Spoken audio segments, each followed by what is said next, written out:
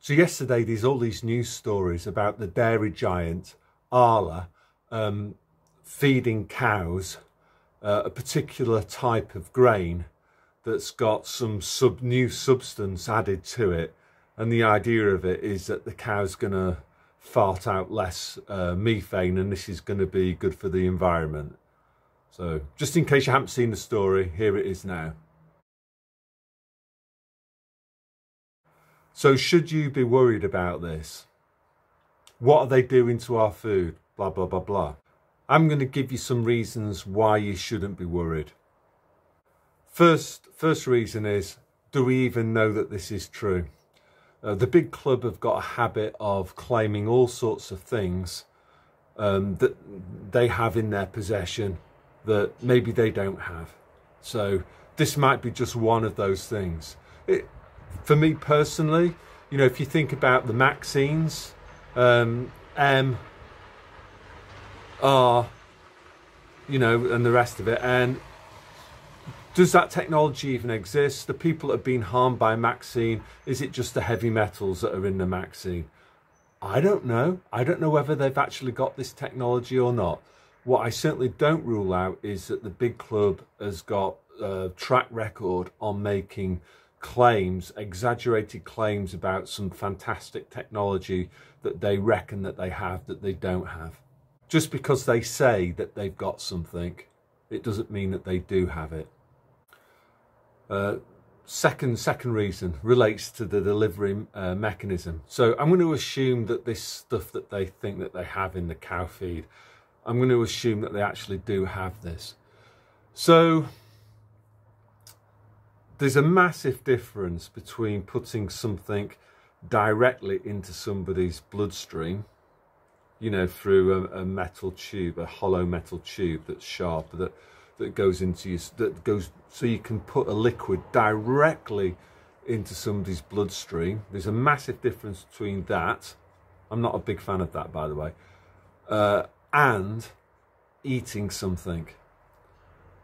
When you eat something, it has to overcome stomach acid, and stomach acid has got a pH of 1.5, meaning that it's highly acidic. Your stomach acid is made up mostly of hydrochloric acid. So you're going to feed something to a cow. It's got to go through the cow's stomach, yeah? Then goes into the cow's bloodstream, if that's possible. It might not survive the period through the cow's digestive system. It's got to get into the cow's bloodstream first, naturally, yeah? And then secondly, human beings have then got to ingest this tainted product, and then it's got to get past stomach acid, 1.5 pH, made up of mostly hydrochloric acid, and then maybe it might enter our bloodstream. Now, something that's quite interesting about this too is that I found out this, I just did some basic research myself, is the stomach pH of the human stomach is, it's not just acidic, it's like highly acidic. It's basically, people are saying that it's only like scavengers, you know, animals like dingoes and stuff like that that eat rotten dead food, that have got a stomach acid as acidic as what human beings have got.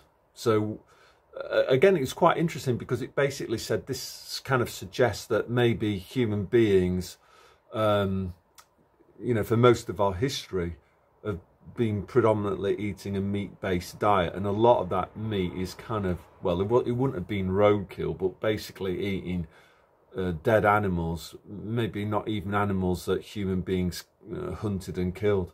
So I thought that's quite interesting. So for me personally, I'm not worried at all about stuff being put into grain that cows eat, that has to go through a cow's digestive system before it might go into the bloodstream of a cow, that then enables the cow to produce milk, which I drink, and then it has to deal with my stomach acid, which is even stronger than the cow's, and then it maybe enters my bloodstream.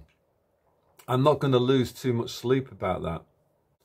It's not like a vaccine where it's going direct into the bloodstream. I am worried about that. That can cause some problems. If something's being pushed directly into your bloodstream and it's not having to go through your body's designed natural defense mechanisms, because that's what the hollow metal tube does. It circumvents the body's designed defense mechanisms.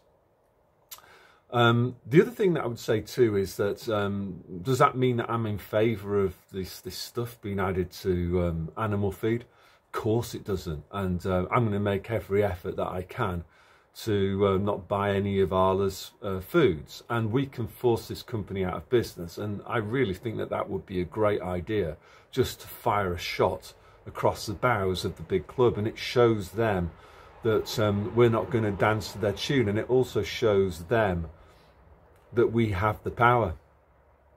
Yesterday I responded to I'd like a little to and fro with Nick Hayes on his channel. Nick's a great guy, I like him a lot, but Nick was going on about big corporations and how this was some sort of product of government and government-backed business. In a free society, in a free market economy, it's the consumer that decides the size of a business. Businesses grow when they produce products that consumers like, and they sell them at prices, low prices that consumers approve of, that consumers deem to be good value for money. If a big company, does a big company always stay big? Is it guaranteed? Of course not. Who decides whether a company is going to stay big? Again, it's us. Arla at the moment is a huge company. We can shrink that company. We can basically liquidate Arla. We have the power to do that as consumers by just not buying their products. And I think it would be great, a great idea to show the big club the power that us little guys have. My final thought is, this is just like PSYOP, you know, it's basically energy harvesting. They want us to spend loads and loads of time worrying about the food that we're going to eat. Second element to the PSYOP is just think about what they're trying to achieve. They want us to eat less meat, less dairy products. So how can they do that? Well, obviously come up with some scare story. You know, and this is the scare story, isn't it? So what we mustn't do is, like, you know, press the panic button and fall into their trap. You know, by all means boycott Arla products, but don't stop drinking milk, and don't stop eating cows. Don't stop eating beef or any other animal that's allegedly being fed by this grain substance that may or may not exist. My betting is that that won't survive human stomach acid. But yeah, seek out. This is when I buy milk and butter, I always choose a local supplier. Satakunnan Maito, Satakunnan Voi. So basically local products, local producers, support local businesses, even if it costs a little bit more. So yeah, I don't think there's anything to worry about here, but let's use this as an opportunity to give the big club a bloody nose and force one of their big corporations out of business by using our free will to no longer buy their products. And we can do this, it's perfectly legal. It's my choice what I spend my money on, and it's just my subjective preference that I'm no longer going to buy anything from this company called Arla. So that's all I want to say today, so God bless.